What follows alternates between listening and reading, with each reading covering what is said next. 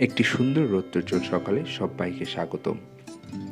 আজ আমরা প্রাচ্যের অক্সফোর্ড খ্যাত ঢাকা বিশ্ববিদ্যালয়ের আবাসিক হল ও হোস্টেলগুলি ঘুরে দেখব।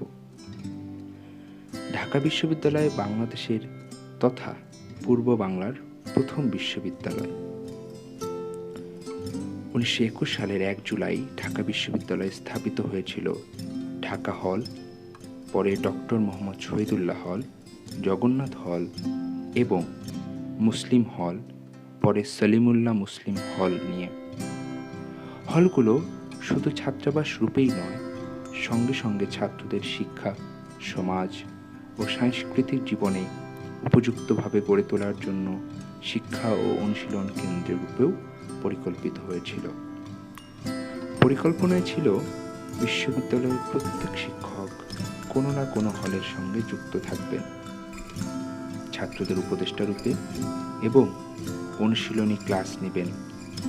প্রত্যেকটি হলকে 4টি হাউসে বিভক্ত করা হয়েছিল, 400 ছাত্রের জন্য, আর প্রতি 75 জন ছাত্রের তত্ত্বাবধানের জন্য একজন করে আবাসিক শিক্ষক বা হাউস টিউটরের ব্যবস্থা ছিল।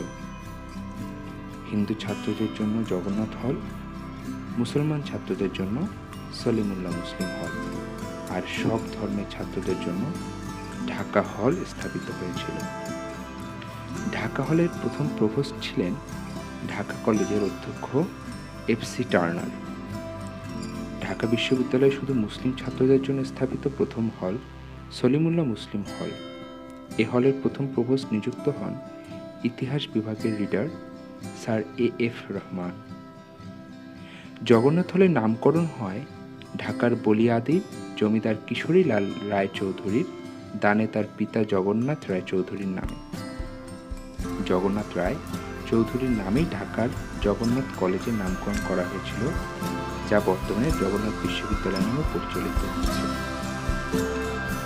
প্রতিষ্ঠালগ্নে ঢাকা সমাজের রক্ষণশীলতার জন্য ঢাকা বিশ্ববিদ্যালয় কর্তৃপক্ষ ছাত্রী ভর্তি ব্যাপারে খুব দ্বিধান্বিত ছিল, কিন্তু কলকাতার বেথুন কলেজের গ্র্যাজুয়েট লীলানাথ ঢাকা বিশ্ববিদ্যালয়ে ভর্তির ব্যাপারে ছিলেন নাছোড়বান্দা।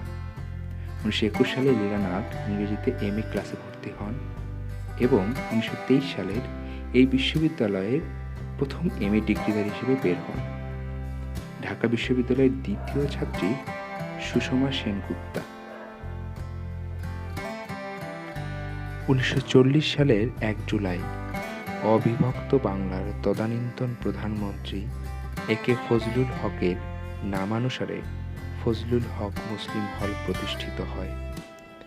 বিশ্ববিদ্যালয়ের কেন্দ্রীয় ভবনের যে অংশে সলিমুল্লাহ হলের বর্ধিতাংশ ছিল, সেখানে ফজলুল হক হল যাত্রা শুরু করে। 1942 সালে বিশ্ববিদ্যালয় কেন্দ্রীয় ভবনে সামরিক হাসপাতালে স্থাপিত হলে 1943 সালে ফজলুল হক হল বর্তমান অবস্থানে স্থানান্তরিত হয়। পূর্বে যা ছিল ঢাকা ইন্টারমিডিয়েট কলেজ হোস্টেল।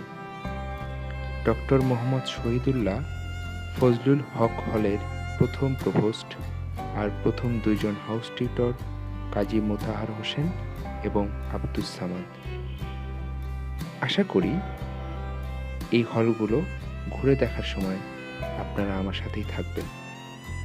চলুন ঘুরে দেখা যাক।